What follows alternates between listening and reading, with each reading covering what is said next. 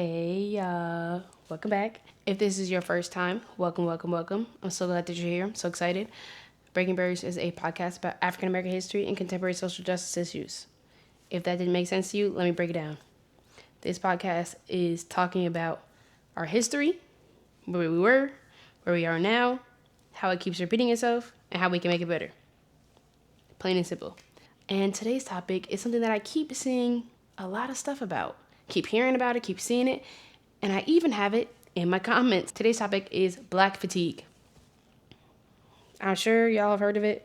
If you haven't heard of it, I'm going to tell you what it is, but let's get into it. So I know black fatigue is something that you guys have been hearing about recently, but this is something that is historical. This is not new. This is rooted through our history. It's more than just the social concept that people are putting out there nowadays. This is something that is real and is deeply rooted in our history. So Mary Frances Winters wrote in her book, the book is called Black Fatigue, How Racism Erodes the Mind, the Body, and Spirit. So black fatigue is defined as the repeated experiences of microaggressions, discrimination, and systems of oppression that lead to mental, emotional, and physical exhaustion over time, across a lifetime and generations. It's that feeling that you get where you're like constantly feel on edge, or just feel like, you ever know that feeling when you go to the store and you just feel like the people are watching you, like their eyes are just glued on you everywhere you go, they're there watching you. The idea of having to constantly deal with being discriminated against, dealing with microaggressions on a daily basis, and just being expected to just show up with a smile. Being expected to explain racism and not get frustrated. To have to constantly be strong all the time. There's no need for that. It shouldn't be like that, and yet it is, because it's how it's always been for us. 63% of black adults will say that racism causes stress in their life, because there's this constant acknowledgement that everywhere you go, y'all can say you're tired of hearing us complain. You're tired of hearing us say that we deal with racism all the time. You're tired of us? We're tired of you.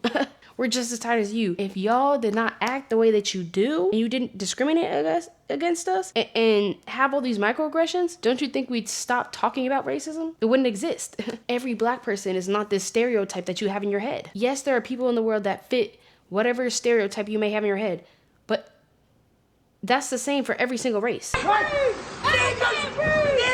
come in every color! Niggers come in every race!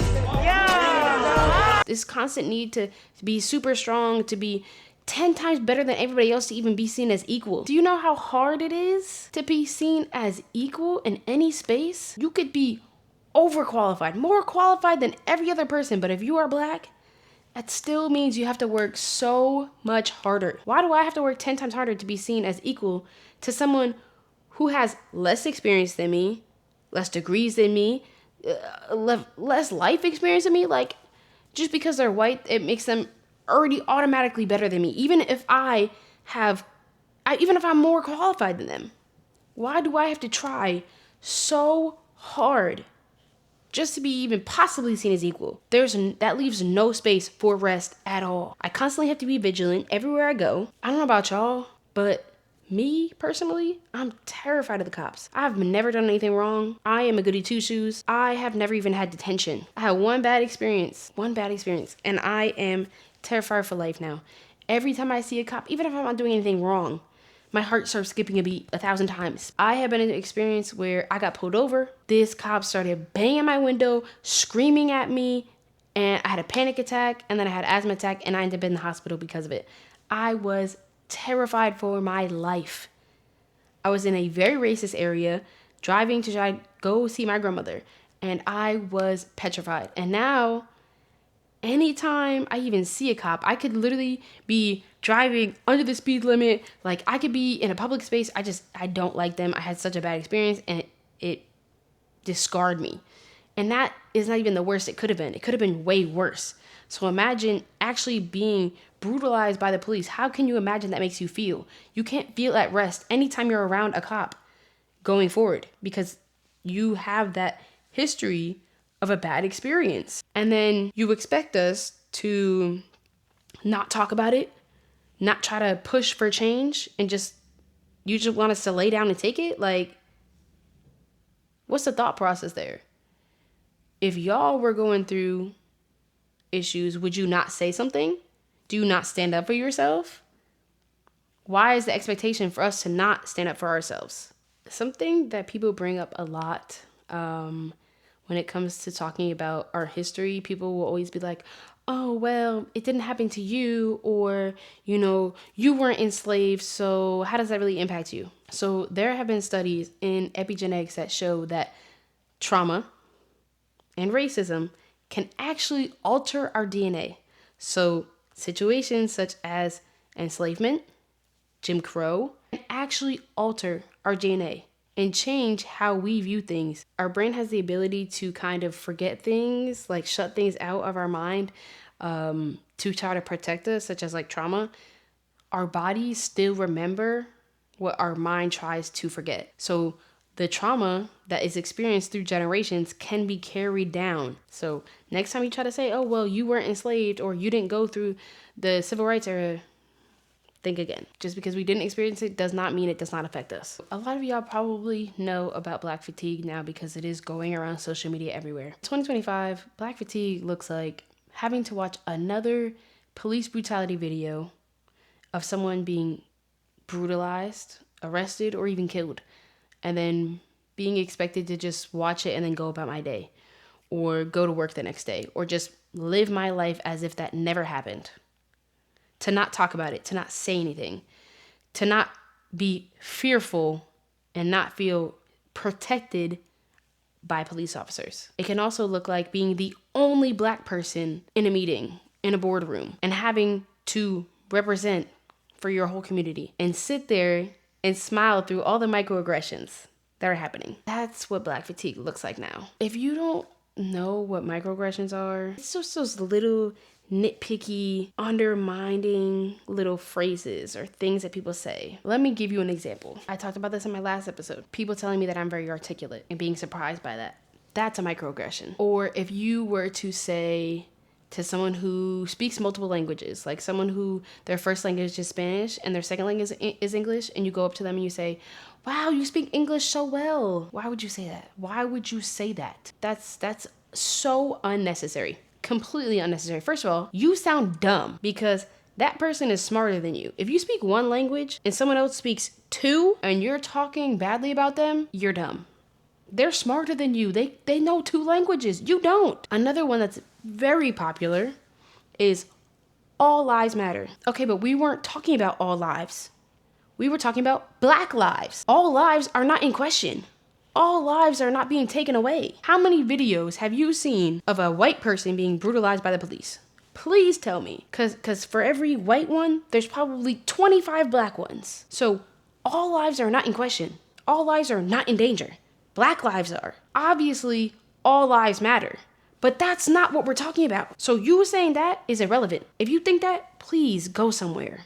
I don't got time for you. I'm trying to save my life and the lives of other people in the Black community. I personally used to be friends with this girl, and I stopped being friends with her because slowly more just microaggressions were coming out. And the straw on the camel's back for me was when her father had a business meeting and they were going to a dinner and she wanted me to come. And so she had told her dad, she said, hey, can we bring Stephanie? Like, don't worry, she'll be quiet. What do you mean by that? Are you trying to say I'm loud? Are you trying to stereotype me? What? Why would you say that? Especially in proximity for me to hear it. Why would you say something like that? Okay.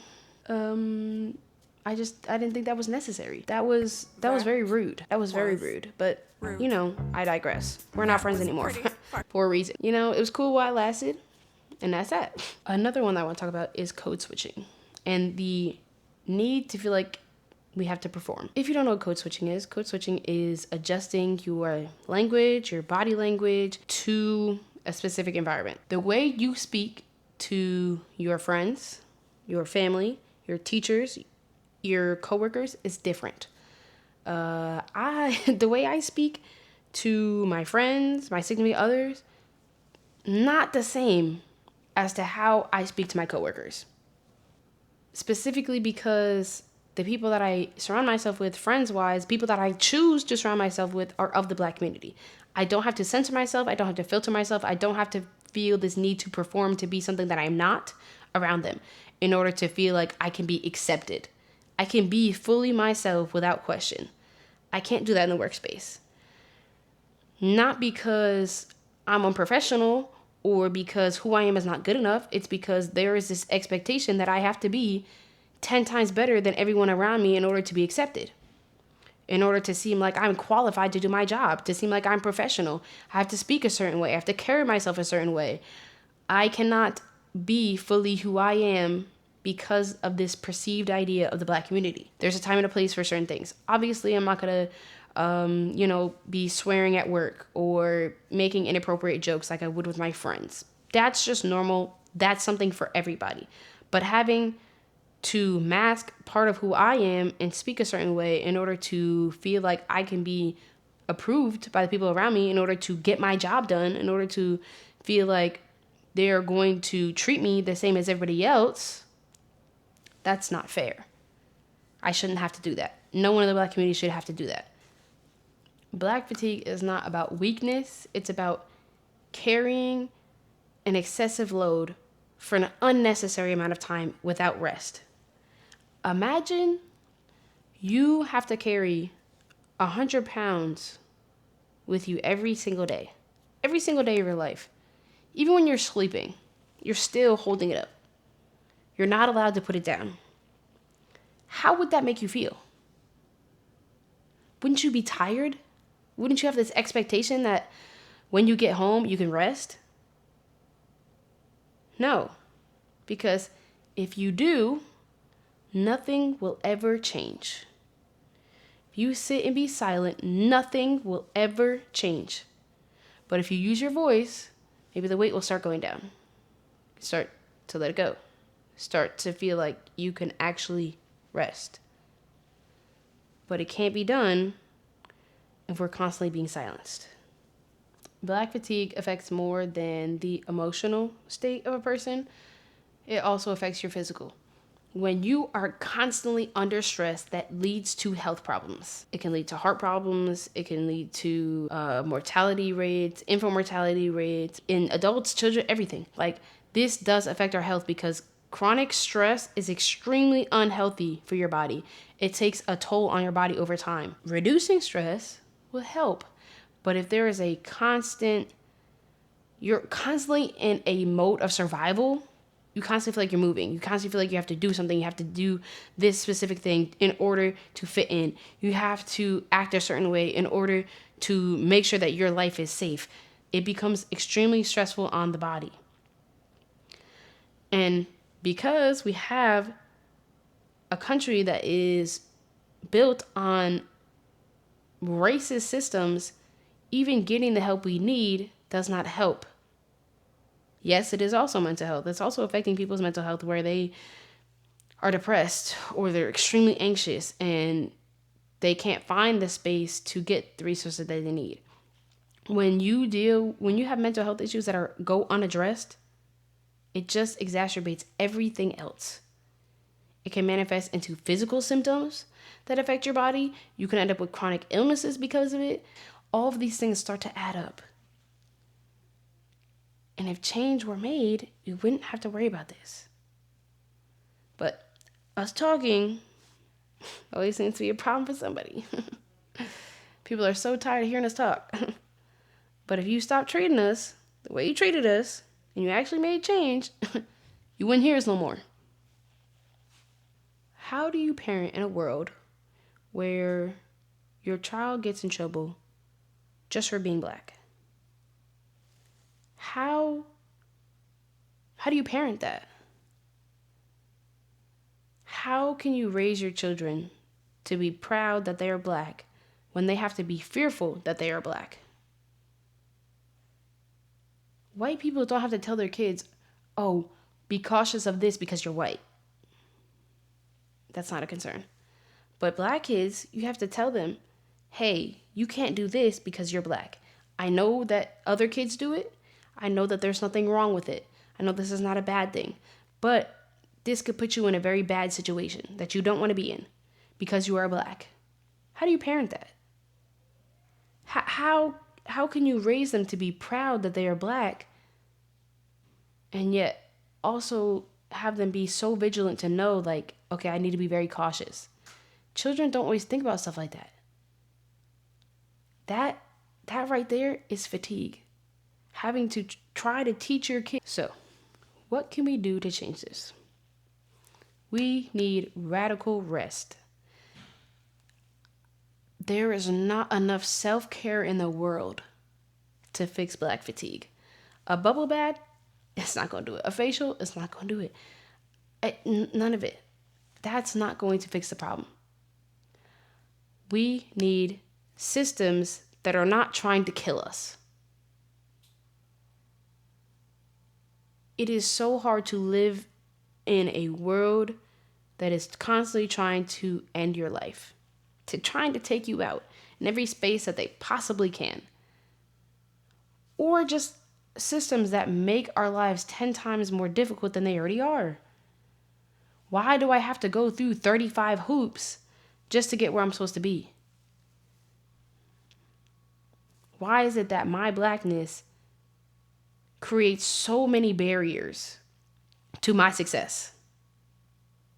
Why do I have to try so hard to get somewhere that other people could get to without trying? Self-care is not fixing that problem. I can tell you that right now. We need systematic change. We need to normalize mental health in the black community, going to therapy, getting the help that we need, all of that. We also need to push workspaces to be more than just this pretend ally. Because a lot of what they do is very performative. Enough to look good on the outside, but not really on the inside. Enough to post, hey, we support the black community, and we support this, and we support that, but only on the days where it seems like it matters, during Black History Month, during Juneteenth, but not on all those, every other day of the year. Every other day of the year, they couldn't care less. But on the days where everybody else is showing up and showing out, they gotta look good too. We're not doing that no more. We're not doing the performative allyship. That's done. That's dead. Cut that out. Because at that point, don't even bother. Let's not even pretend. At least show your true colors and be honest. Because at that point, I'd rather that. Because I don't want to go into a workspace where I think that they're going to treat me good, and then they don't. Let's not waste my time. Let's not waste your time. Let's not waste any of our time. Because clearly, you don't want me there. And that's okay. I'll go somewhere else. Also need to build up our community as much as we possibly can. Be involved in the things around you, in community building and healing our community. And at whatever space you find that in, find ways to heal our community and bring us together. As a black community, we need to find joy in life. Taking care of yourself is not a bad thing. It is okay to not be productive. It is okay to take one day and just relax. Enjoy your own presence, to sing, to dance, to watch TV, to cook, to clean, do whatever it is that you enjoy doing. Self-indulge. Enjoy yourself. Enjoy life. Take the spaces that you can to make rest. It's essential to your own well-being. So please take care of yourself. And create safe spaces. Safe spaces can be people, places, activities. These are the spaces where we feel 100% okay to be ourselves. And no matter what mood we are, if we're mad, angry, sad, whatever it is, if we are happy, just find those spaces that you can truly be 100% yourself without judgment. And take care of yourself in all the ways that you can. I'm not saying, stop working, quit your job, and just do nothing. But those days off, if you have 1-2 days off during the week, whatever it is, if it's the weekend, take that time to yourself and do what you enjoy doing. If it's with family, friends, by yourself, whatever. Find a space to just be black and beautiful and happy. Systematic change is the only thing that's going to do it for us. So push, use your voice, tell people, write letters, emails, go vote, do all the things that is going to create that systematic change. and just be joyful. Take rest in spaces that you find rest in. Thank you for listening. I'm so grateful that you were here. Please like and subscribe, comment. I don't care if it's good, bad, ugly, whatever it is. Feel free to comment. Share this to your friends, family, whoever. People need to hear this. Go share it, because I'm tired of being tired. And I'm tired of y'all trying to make it seem like we the bad guys. Y'all the ones that are wounding us, and then you're turning around and blaming us for being wounded. That's not how this works, okay? That is not how this works, all right? But that's all I got for y'all. It's good to see y'all, and I'll see y'all next time. Bye.